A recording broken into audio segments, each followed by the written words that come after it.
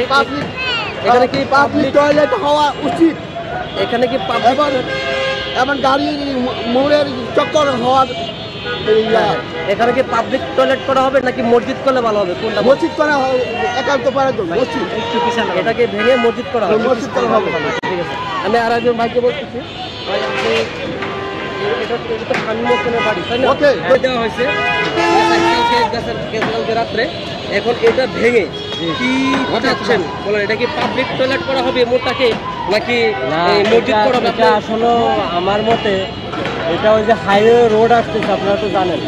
হ্যাঁ হ্যাঁ, highway road আসতেছে, রোডের মুখের জন্য, পাবলিকের সুবিধার জন্য এটা আসলে রাস্তার ভিতরে পড়ে। ঠিক আছে, এটা যদি রাস্তার মুখ বাইর করে দেওয়া যায় তাইলে এটা জনগণের জন্য এবং দেশের জন্য অনেক ভালো হবে।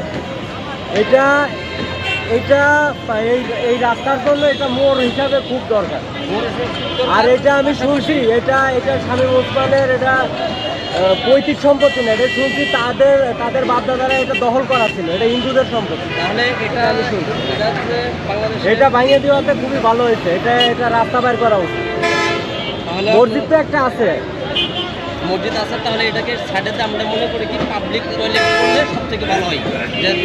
পাবলিক টয়লেট আসলে হ্যাঁ আমরা এটা ইসের কারণে বলতে পারি, কিন্তু এটা তো আসলে রাস্তার জায়গা।